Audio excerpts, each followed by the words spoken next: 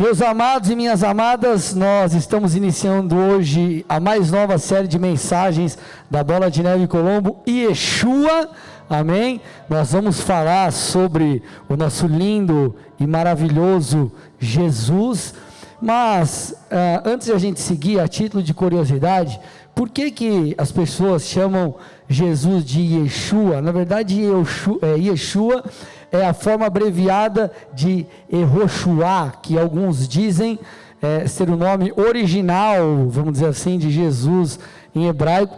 É claro que existem algumas discussões sobre isso, mas Yeshua é a palavra em hebraico, aí depois teve a tradução, no Antigo Testamento em hebraico teve a tradução para o grego, koiné, e depois para o português, por isso que nós falamos Jesus. Então Jesus é Yeshua, Yeshua é Jesus e por aí vai, amém, meus amados? Só a título de curiosidade aqui. Mas, meus amados, eu estou muito empolgado com essa série. Por quê?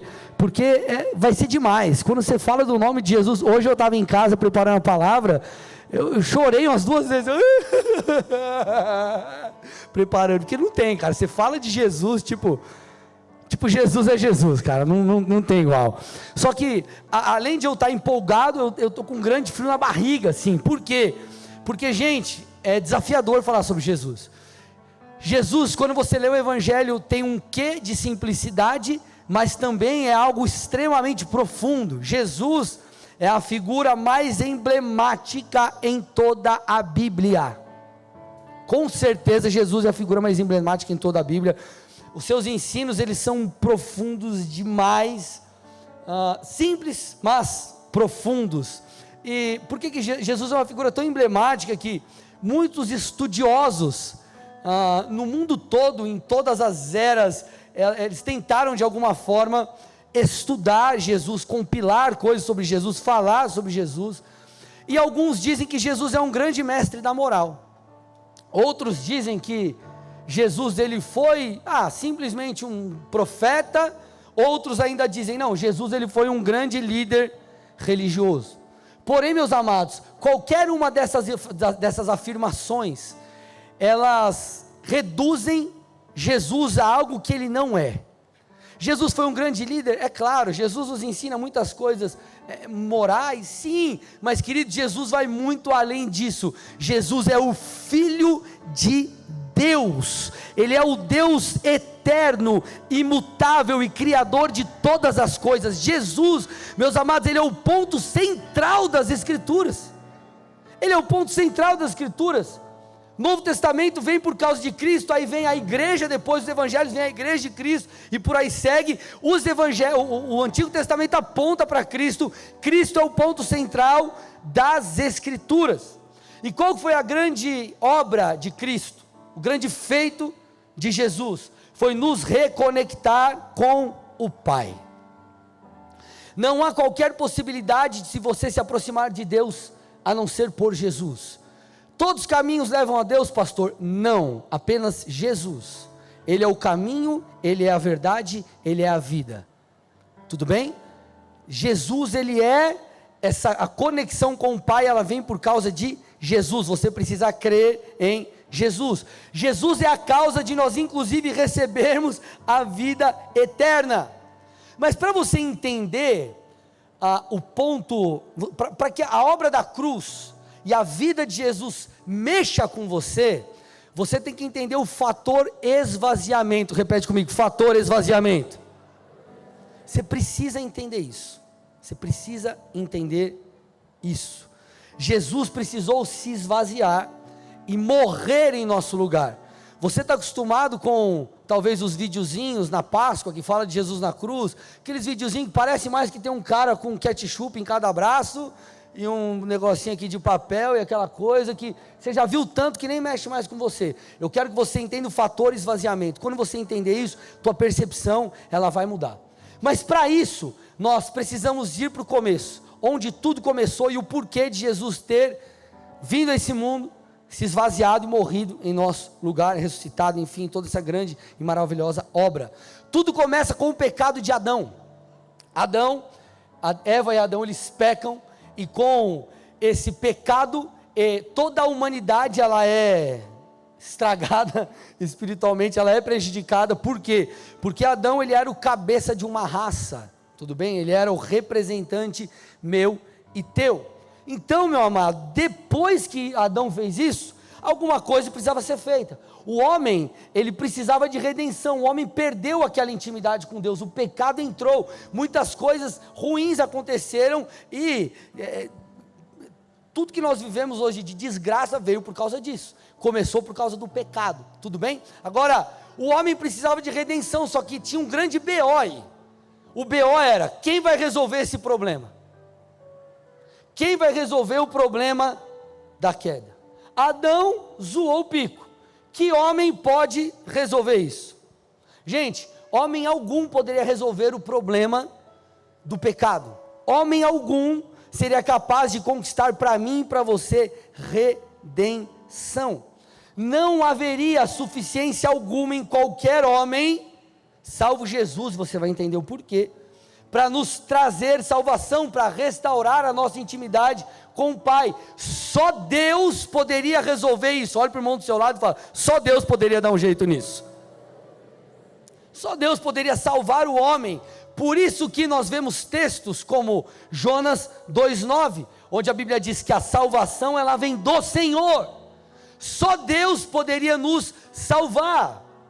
Tudo bem, meus amados? Tanto é que a salvação, ela não vem por obras. Você pode ser o cara mais bonzinho, você pode ter nascido, nunca pecou, morreu. Você não vai ser salvo por causa disso.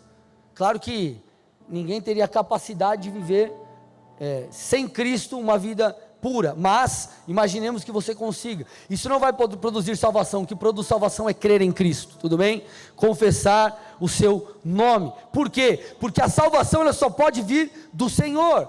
1 Timóteo 2, 5 e 6, Paulo disse assim para Timóteo: porque há um só Deus e um só mediador entre Deus e a humanidade, Cristo Jesus, homem que deu a si mesmo em resgate por todos, testemunho que se deve dar em tempos oportunos. Eu vou repetir, só Deus poderia resolver o problema do pecado, e Ele resolveu. Você pode dar uma glória a Deus por isso ou não? Ele resolveu, por isso que você está aqui. Por isso que você está aqui, você pode mais uma vez ter intimidade com o Senhor. Por isso que para se arrepender dos seus pecados, você não precisa mais sacrificar animais como no Antigo Testamento, você pode se arrepender de todo o coração, enfim. Porém, para isso acontecer, Jesus precisou pagar um alto preço, e esse alto preço vai além da cruz. Na verdade, a cruz, ela foi o ápice do esvaziamento de Cristo, e você vai entender, tudo bem? Eu preciso que você entenda o que foi o esvaziamento de Jesus, mas para tal, você precisa entender esse fator aqui, ó, Yeshua, Deus e homem, tudo bem? Lembra que eu falei que homem algum poderia produzir transformação em nós, ou redenção? Nenhum homem, apenas Deus. Porém, para isso, Jesus precisou vir, morrer em nosso lugar, e conquistar a redenção. Só que, para isso, ele se esvaziou, tudo bem? Jesus se esvaziou. Agora, para você entender o esvaziamento, você tem que entender quem é Jesus. Para o esvaziamento fazer sentido, você tem que entender que é Jesus. Senão, você vai imaginar que Jesus é tipo o carinha que você conhece lá, que morreu por uma causa, ou quer, sei lá, gente, nós não estamos falando de uma simples pessoa, me escute. Nós não estamos falando de uma simples pessoa. Consegue pôr para mim o texto de Filipenses lá, Anderson? Vamos fugir um pouco do protocolo aí. Põe o texto de Filipenses para mim. Filipenses 2, a partir do 5. Eu preciso que você entenda isso. Nós não estamos falando de uma simples pessoa que morreu. Porque nós olhamos para Jesus homem, que de fato ele foi, mas nós não entendemos o background, nós não entendemos o que vem por detrás. Versículo 6, põe a partir do 6, versículo 6. Olha lá. Mesmo existindo na forma de Deus, não considerou o ser igual a Deus, algo que deveria ser retido a qualquer custo. Passa o próximo. Pelo contrário, ele se esvaziou, assumindo a forma de servo, tornando-se semelhante aos seres humanos, e reconhecido em figura humana, Ele se humilhou, tornando-se obediente até a morte e morte de cruz. Gente, nós não estamos falando de uma pessoa que se reduziu. Nós estamos falando do próprio Deus tornar-se homem. Escute. Quando você olha você vê uma, sei lá, vamos ser bem extremo aqui, até um tanto ridículo para você entender. Imagina lá o sheik das Arábias, o bilionário, enfim, você vai imaginar o quê? Esse cara, ele tem acesso a tudo, ele tem dinheiro. Esse cara, ele pode pagar alguém para fazer um café para ele, pode pagar alguém para fazer massagem no pé dele, para coçar o dedo do pé. Ele pode ter dinheiro para o que ele quiser, ele faz o que ele quiser. Você vai imaginar esse cara, agora entenda o contexto, tá? Você vai imaginar esse cara se humilhando, fazendo uma coisa que um rei nunca faria? Você vai imaginar, sim ou não? Não tem cabimento. Esse cara é rei, essa é a posição dele, um rei não se rebaixa. Tudo bem, gente? Então nós estamos falando de um esvaziamento de um rei. Nós não estamos falando de uma pessoa. Escute. Nós não estamos falando da morte de uma pessoa. Nós estamos falando de uma entrega de Deus. Não estamos falando de uma simples pessoa que foi para a cruz. Nós estamos falando que um Deus que abriu mão de sua glória, se esvaziou, se colocou na condição de homem para morrer no meio no seu lugar. Meu irmão, depois dessa palavra, você vai entender o que é carregar a cruz. Você vai entender porque que a Bíblia diz, perde a sua vida para você achar, e você vai entender.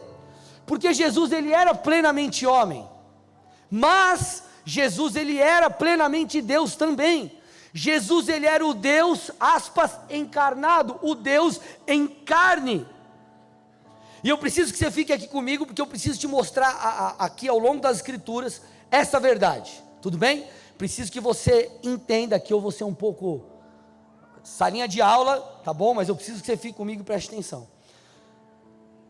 Theos significa Deus, e é uma palavra muito usada no Novo Testamento para falar sobre Deus Pai. Escute, Deus Pai.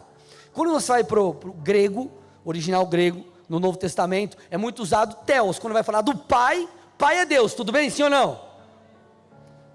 O Deus Pai é Deus, então usa muito o Theos.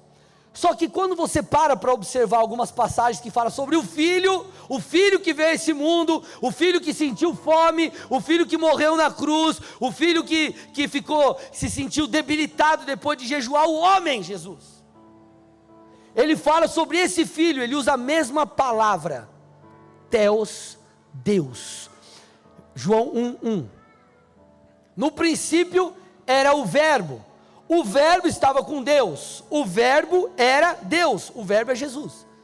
Ele está dizendo, o verbo Jesus, ele era Theos, ele era Deus. Então Jesus, o Jesus que se esvaziou, o Jesus que morreu na cruz, é Deus. Nós não estamos falando de uma simples pessoa que morreu, nós estamos falando de Deus. João 1,18, ninguém jamais viu Deus. Então ele está dizendo, ninguém jamais viu Deus. Mas, olha lá, o Deus unigênito que está junto do Pai é quem o revelou. Jesus, ele veio para mostrar, ele veio para revelar o Pai. O Filho revelou o Pai, porque o Filho é Deus. Vocês estão aqui ou não? Filho, Jesus, homem, é Deus, O Filho, ele é plenamente Deus, assim como o Pai.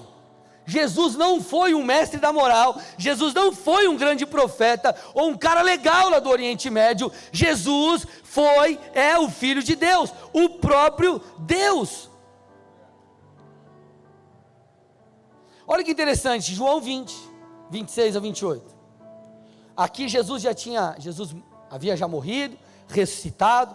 Aí o texto diz, passado 8 dias, os discípulos de Jesus estavam outra vez reunidos e Tomé estava com ele.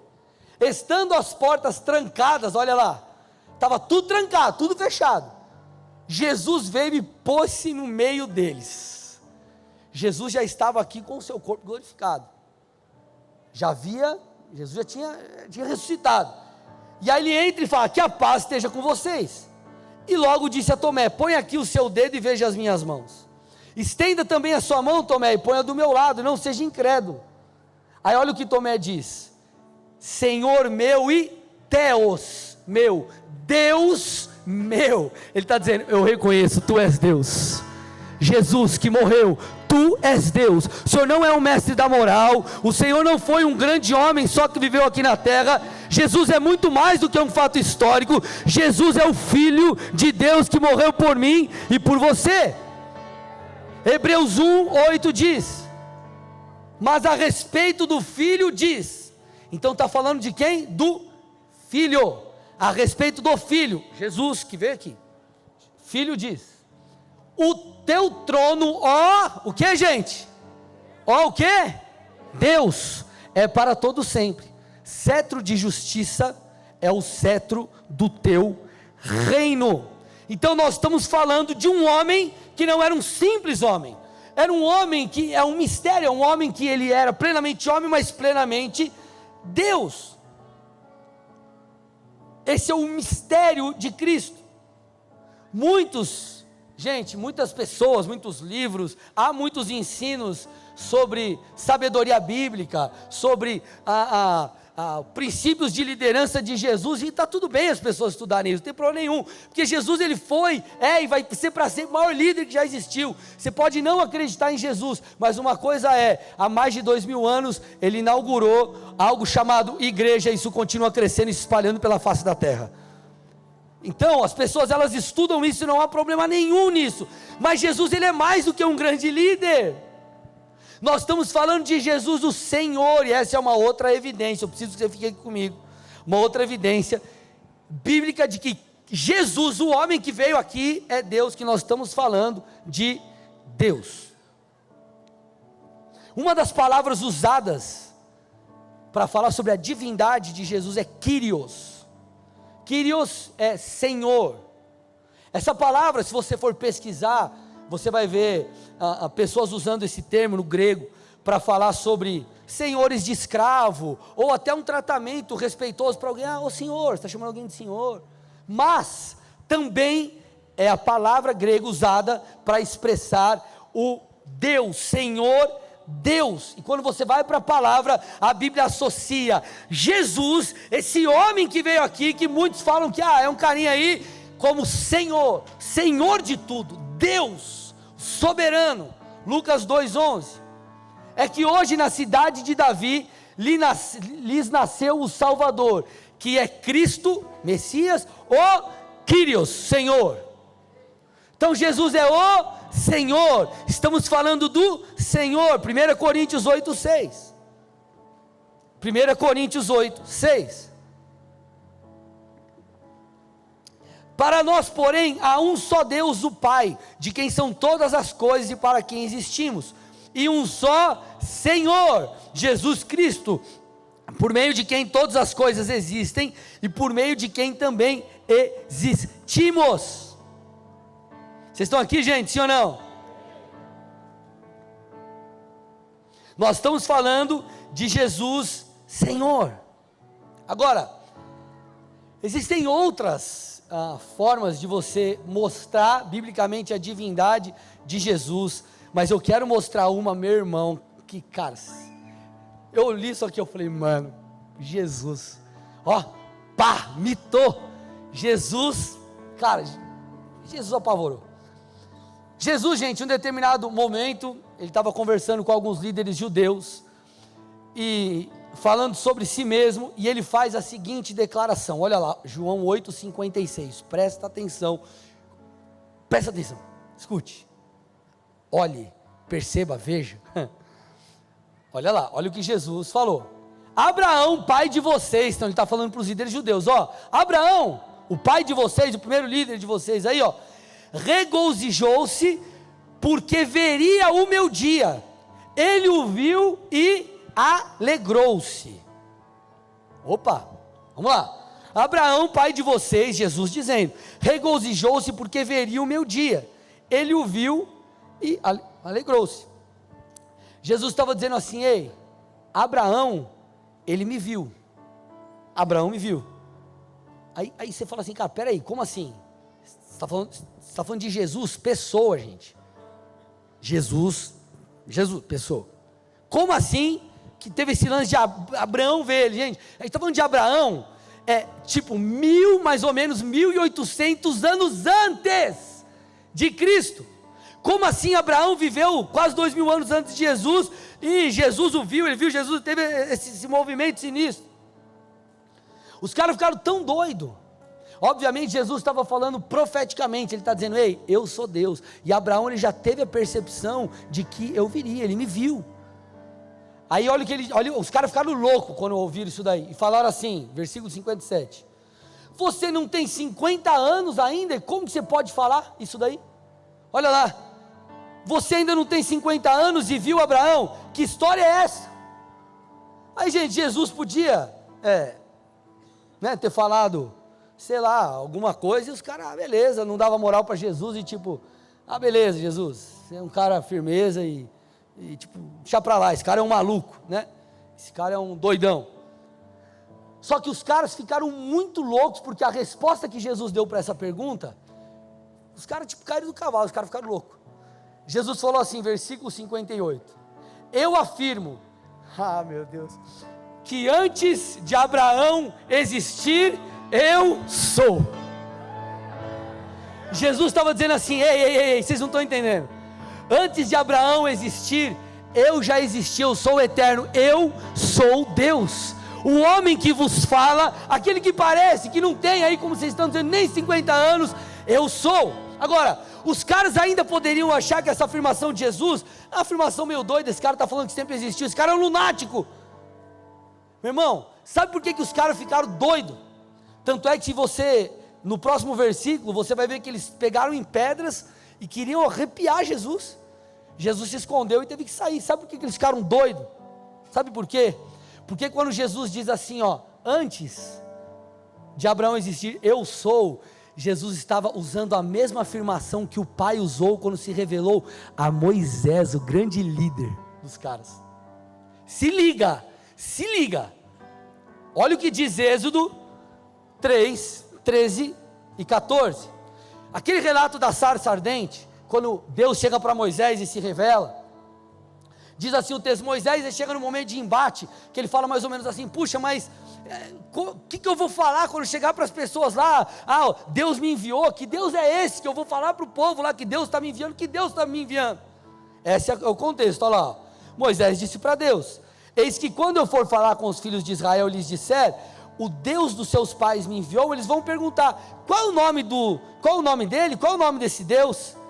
Aí o Senhor falou assim para Moisés, eu sou o que sou, diga aos filhos de Israel, eu sou, me enviou a vocês. Então quando Jesus fala, ei, antes de Abraão existir, eu sou, os caras piraram. Como assim você está afirmando que você é Deus? Sim, ele não só estava afirmando, ele é Deus. Jesus é Deus. Jesus é Deus. Dê uma salva de palmas a ele.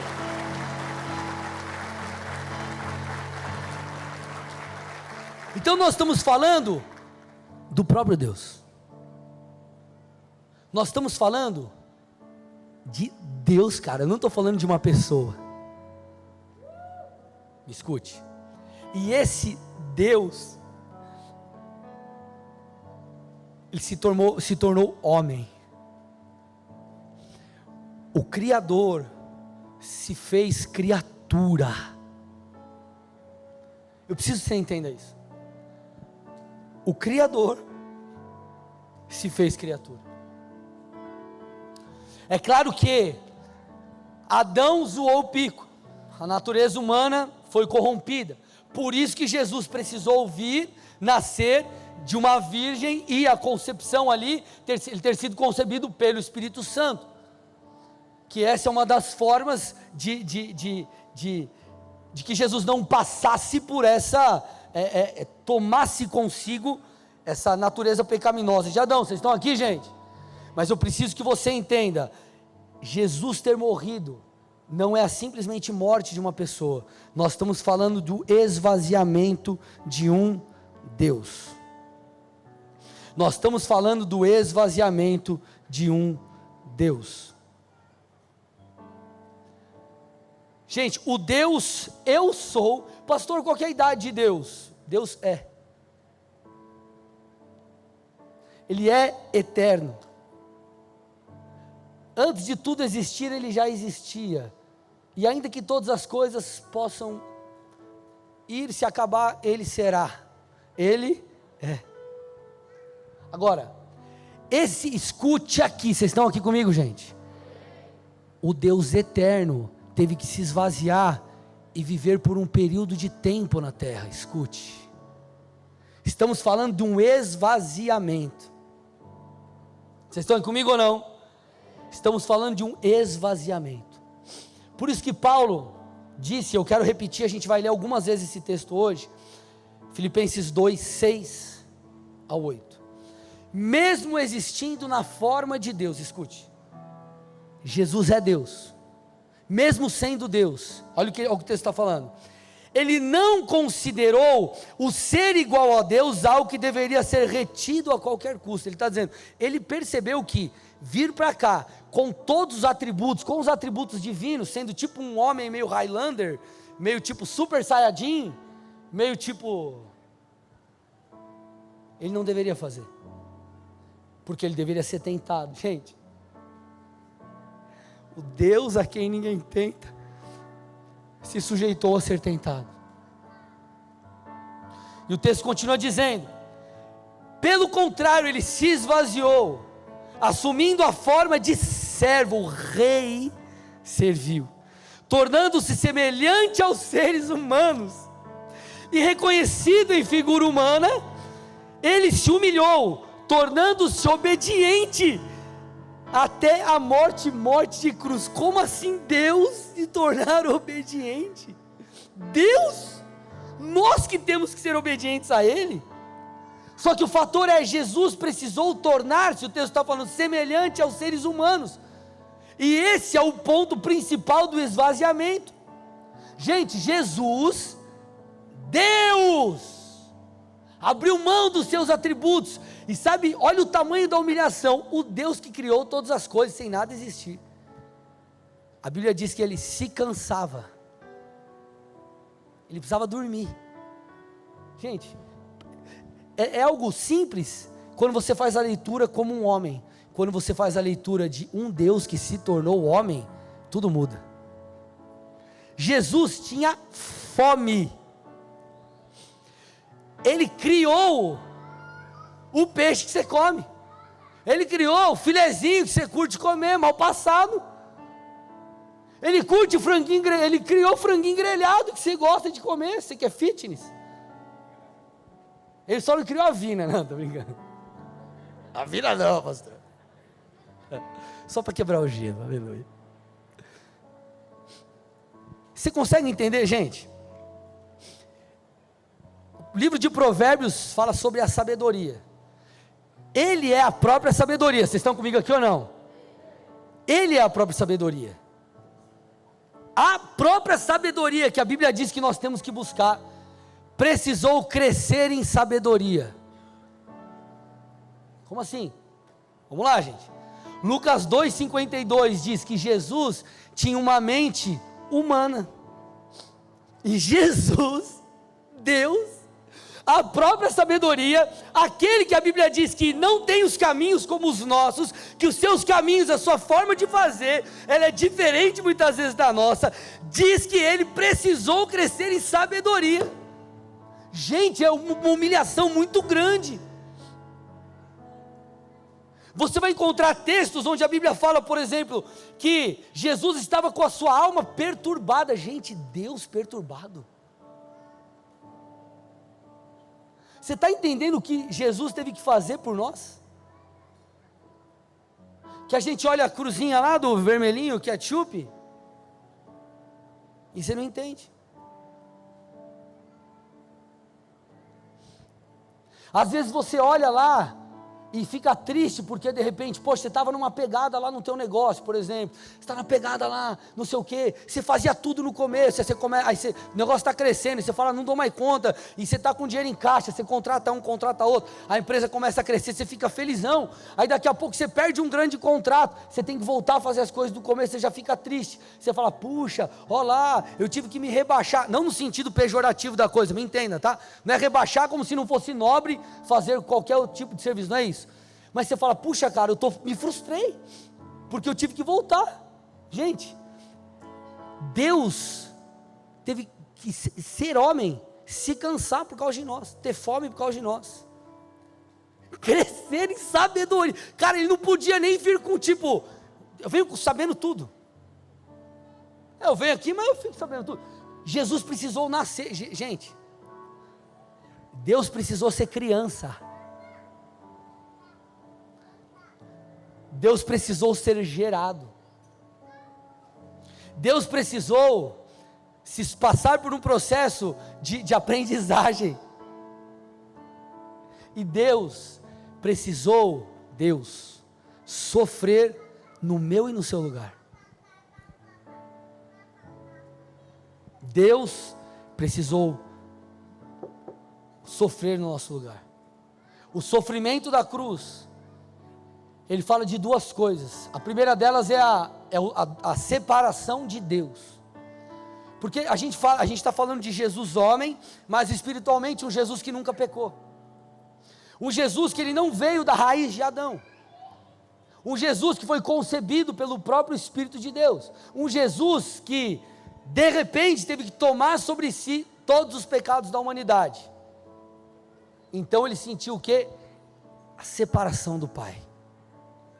Imagina Deus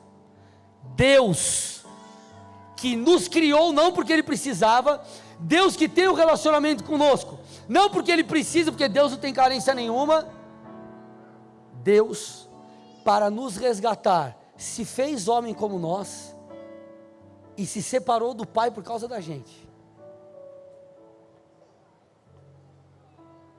Jesus, gente, a tortura de Jesus, quando ele era torturado, dizem que usavam um chicote, e esse chicote ele tinha como se fosse uma espécie de bola de metal na ponta, uma bola de metal com pontas de osso. Então imagina, você leva uma chicotada com a bola de metal e na ponta assim osso, rasga a tua pele, você fica dilacerado. A gente não está falando de um tapinha. Os pregos que crucificaram Jesus falam sobre pregos de 12, estudiosos dizem 12 centímetros e meio. 12 centímetros e meio. No início dos anos 2000, um médico legista americano, ele fez uma série de experimentos com alguns voluntários em relação à crucificação. Claro que ele não matou os caras, escute até o final para você não achar que o cara é maluco. Ele fez tipo uma cruz e pendurou os caras e deixou os caras mais ou menos na posição que Jesus ficaria. E a gente está falando de pessoas ali com a idade mais ou menos de Cristo ali, média dos 30 e tantos anos ali, eles ficaram na posição que Jesus ficaria. E lógico, foram monitorando eles ali eletronicamente. Primeira coisa, eles não conseguiam encostar as costas na cruz, eles tinham fortes cãibras causadas pelo desconforto da posição, eles tinham formigamento constantes nas panturrilhas, nas coxas. É só para você entender que ficar em uma posição já te traz um super incômodo. Nós estamos falando de um Jesus que foi torturado, nós estamos falando de um Jesus que precisou carregar a sua cruz, né? A parte, estudiosos dizem que não a parte vertical, mas a parte horizontal da cruz, porque não tinha como ele carregar a parte pelo peso, a cruz completa. A parte vertical ela já provavelmente já estava ali fincada quando ele chegou no Gólgota, mas é a parte horizontal. Estima-se que ele caminhou por 8 quilômetros apanhando, já tinha sido torturado, continuou apanhando e com um pedaço de madeira nas costas de cerca de 22 quilos. E quando ele chega na cruz, ele diz: Pai, nenhuma outra pessoa conseguiria falar. Ele vem e fala: eu entrego o meu espírito, nem a morte me venceu, eu me entreguei. Nós estamos falando de Deus. Estudiosos dizem que aqueles que eram crucificados, me escute, gente, os caras iam para a cruz dilacerado, não é o ketchup. Eles falam que ainda vivos, na cruz, as aves de rapina já começavam a comer a carne daquelas pessoas. 3 ou 4 dias depois, a carne já apodrecendo, caía, e cães terminavam de comer aquilo que estava ali que caía. Filipenses 2, 6-8. Que mesmo existindo na forma de Deus, não considerou o ser igual a Deus algo que deveria ser retido a qualquer custo. Pelo contrário, ele se esvaziou, assumindo a forma de servo, tornando-se semelhante aos seres humanos, e reconhecido em figura humana, se humilhou, tornando-se obediente até a morte, e a morte de cruz. Jesus, inclusive o texto está falando, tornou-se servo. Gente, nós estamos falando do verbo de Deus, nós estamos falando do Todo-Poderoso, nós estamos falando daquele que é o alfa e o ômega, o princípio e o fim, aquele que tem todo o poder. Ele precisou se humilhar, e detalhe, mesmo se humilhando, muitos não o reconheceram e não o reconhecem. Mesmo o Filho vindo, revelando o Pai, Jesus revelou o Pai, mesmo assim as pessoas não se rendem ao Pai e ao Filho. Marcos 10, 45, pois o próprio Filho do Homem não veio para ser servido, mas para servir e dar a sua vida em resgate por muitos. Querido, em João 13, Jesus faz algo que deixa os discípulos atordoados. Jesus chega para os camaradas e fala assim: ó, eu vou lavar os pés de vocês. Pedro, ele se revolta quando Jesus faz isso. Pedro fica doido. Ele diz: não, nunca você vai lavar os meus pés. E por que a revolta de Pedro foi tão grande? Por que a revolta de Pedro foi tão grande? Porque essa era uma tarefa dos servos mais humildes. Escute, quem que é o mais humilde? Aquele. Então esse vai lavar meu pé. Porque, gente, eles não usavam Nike Shox, New Balance, Vans, tipo Mizuno, não usava Quixute, os mais antigos. Tudo bem? Os pés ficavam sujos. Os servos mais humildes. E na verdade, os brother só lavavam um pé, um brother do outro, quando eles queriam mostrar profundo amor. Sabe aquela coisa quando o homem chega para a mulher e fala: mulher, hoje eu vou lavar o banheiro, mas é hoje. Hoje. Você está vendo um profundo amor. Brincadeira, os caras nem deram risada, se der risada é morte, né? Tudo bem. Mas sabe quando você fala: cara, eu te amo tanto que eu vou fazer isso? O lavar de pés era isso. Cara, eu te amo tanto que não vai ser o certo, eu vou lavar, mas eu vou provar que eu te amo muito. O eu sou, o Todo-Poderoso, chegou para homens pecadores e falou: deixa eu lavar os seus pés.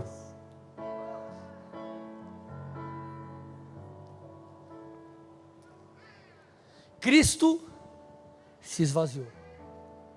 Pastor, entendi o que isso tem a ver comigo e contigo. Tudo.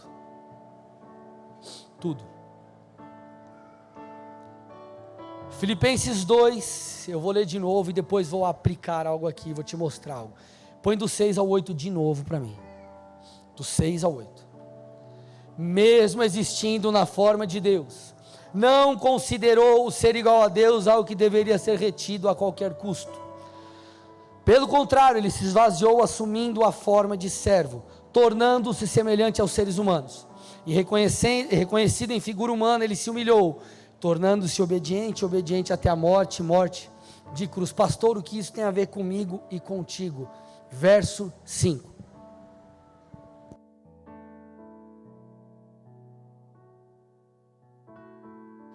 Tenham entre vocês, a gente está voltando, antes de falar o que a gente acabou de ler, tenham entre vocês o mesmo modo de pensar, ou uma outra versão diz, tenham em vocês, em vós, o mesmo sentimento que houve em Cristo Jesus, que não considerou o ser igual a Deus algo que deveria ser retido a qualquer custo, pelo contrário, ele se esvaziou.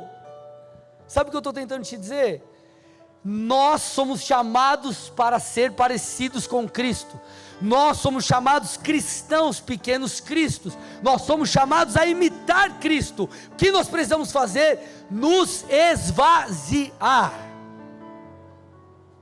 Abrir mão da minha e da sua vontade. Se a Bíblia está dizendo, ei, que haja em você o mesmo sentimento, a mesma forma de pensar que havia em Cristo Jesus, por que lutamos com Deus para abrir mão das nossas vontades? Por que servir a Deus é tão difícil? Por que orar é tão difícil? Por que servir numa escala é tão difícil? Por que ler a Bíblia é tão difícil? Por que abandonar o vício é tão difícil? Por que vencer o mundo é tão difícil? Querido, a obra de Cristo, ela tem que gerar em você e em mim muito mais do que gratidão. Puxa, que legal, pastor, eu entendi, o próprio Deus, Ele veio, o Filho veio, morreu no meu lugar, pastor, que incrível, uau, legal, obrigado Jesus. É muito mais do que isso. Isso exige-se uma resposta.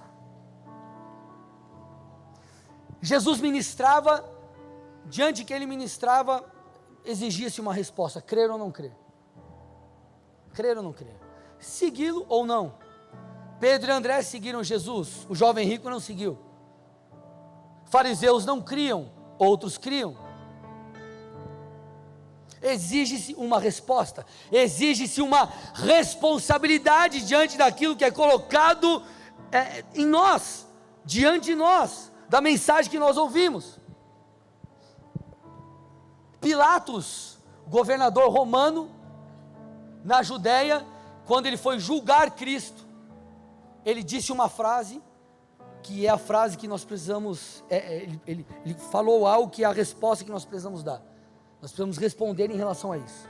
Mateus 27, 22, que farei então com Jesus chamado Cristo? Que farei então com Jesus chamado Cristo? A pergunta que eu te faço é, o que você fará com Jesus chamado Cristo? Qual será a sua resposta? Gente, eu não estou falando do mestre da moral, de um grande profeta, estou falando de Jesus, o Filho de Deus. Se Ele se esvaziou de tamanha forma, por que não fazermos o mesmo? Por que é tão difícil fazermos aquilo que Deus nos pede? Queridos, Deus é tão bom que Ele não deixou eu e você dependentes da nossa própria natureza e capacidade. Ele deu graça a nós. A Bíblia fala em Hebreus sobre o trono da graça, que nos dá auxílio no momento oportuno. Você chega, clama e Ele te auxilia. A Bíblia fala do Espírito de Deus que habita em nós, que nos ensina, que nos convence. Por que é tão difícil nós respondermos diante de Jesus positivamente? Por que, queridos, viver com um pé no mundo e um pé na igreja, se o próprio Jesus se humilhou de tamanha forma?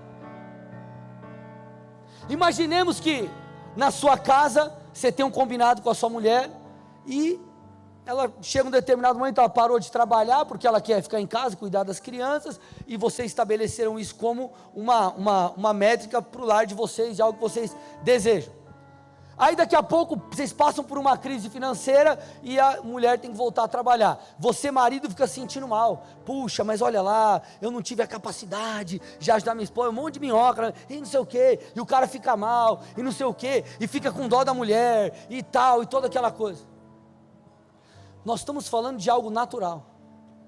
Agora, por que nós não olhamos para Cristo e agimos da mesma forma? Jesus está lá, ei! O trabalho é muito trabalho. Orem para que os trabalhadores venham. A colheita é grande. E aí as pessoas falam: Jesus, eu não estou a fim de fazer nada para você. Mas vamos lá, cara, vamos se santificar, vamos largar o vício, cara, vamos colar numa célula, vamos ter gente para te ajudar, vamos lá, vamos lá, vamos lá, cara, a palavra de Deus é viva, ela vai te transformar, vamos lá.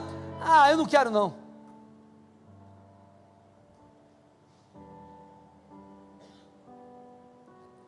Vamos lá, cara, vamos ler a Bíblia, vamos orar, e vamos lá, tal, né? Eu não quero.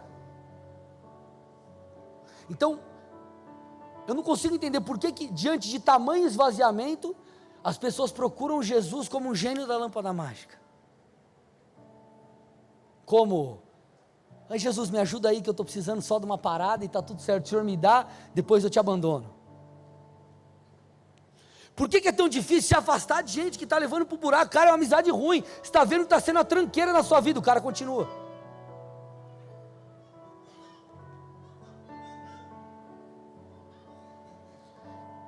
Esse esvaziamento de Cristo precisa colocar diante de nós uma grande frase em caixa alta, piscando, que diz o seguinte: dê a Deus prioridade. Dê a Deus prioridade. Meus amados, a gente não precisa ser tipo super profeta para entender que o tempo do fim está aí, que a coisa está caminhando para o final mesmo. O próprio Jesus, nós estamos ali nos princípios das dores. Lucas 21, 10 e 11, Jesus falando, ele disse o seguinte: nação se levantará contra a nação. Opa, é só você dar um Google aí, você vai ver o que está acontecendo. Reino contra reino, haverá grandes terremotos e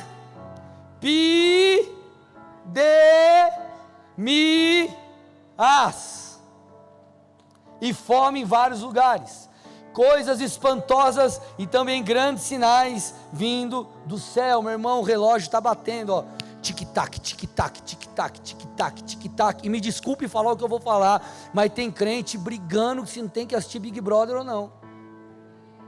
Vocês estão comigo ou não? Eu preciso ser sincero com vocês. Será que eu fico para o lado de lá, ou eu fico para o lado de cá? Meu irmão, olha o que Jesus fez por mim e por você, cara, o bagulho está quase acabando, Jesus está às portas.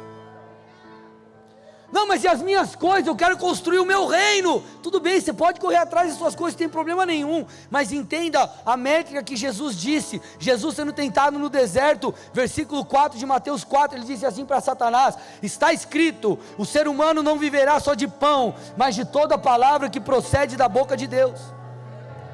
Ei, a minha vida não é pautada só pelas minhas coisas, pelas minhas conquistas, pelos meus projetos, pelos recursos, mas tudo isso precisa ter um fim, que é exaltar a Deus, que é glorificar a Deus, que é tocar o reino de Deus.